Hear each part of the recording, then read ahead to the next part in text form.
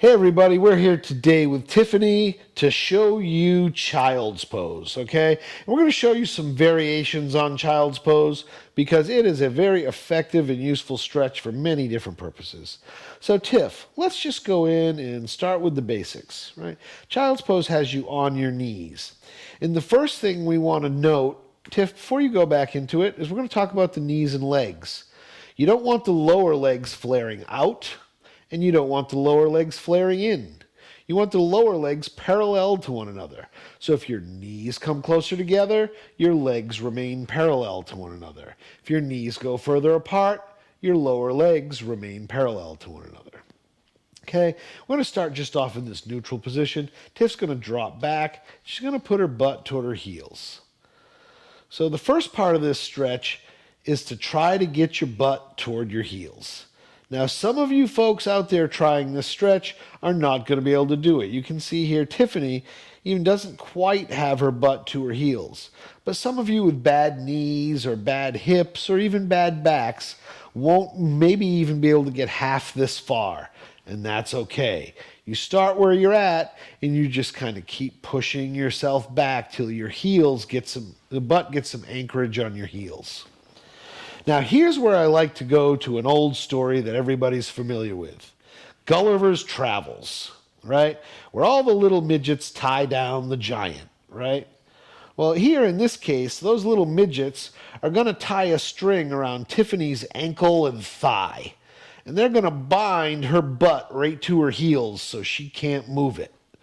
Okay? And then she's going to start part 2 of Child's Pose stretch, which is where you start to elongate the spine. She's going to let her head rest gently on the table. She's going to start walking her fingers forward. And as she feels her butt lift, she's going to push it back down. Because, right, the midget's got that thing anchored there, and she's going nowhere. And she just works out against that fixed point. And as she does so and uses her breathing nice and synchronously, there's an expansion of the vertebral space and then a relaxation of the vertebral space. She breathes in and expands that vertebral space, the space between the ribs where they meet the vertebra, and then when you exhale, that space goes away. So you're breathing straight into the spine while walking the fingers out against an anchored butt. Okay, and that is basic child's pose. Another thing you can do here in this child's pose position to get a little bit of freedom in the back and hips is what we call pelvic bells. So Tiffany, if you could apply a couple of pelvic bells to this position for us, see that she hikes her hip, engaging the muscles in the right side of the spine and low back while stretching those on the opposite. Try to keep your pelvic bells nice and level to the floor without elevating one side or the other vertically. So try to keep the motion as horizontal as possible.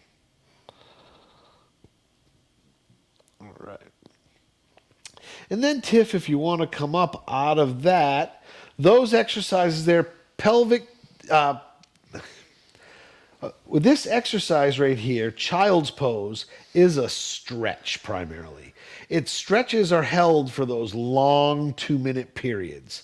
What we're doing here is exploring the whole movement and the many things you can do with pelvic tilt. So we're not going to actually do those long holds. But what she was just doing could have been sustained for 2 full minutes.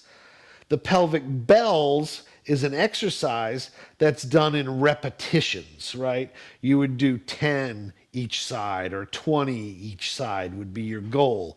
And that is a goal for someone who's got a lot of back stiffness and rigidity and pain. And you would go into that really slowly, accommodating your own threshold.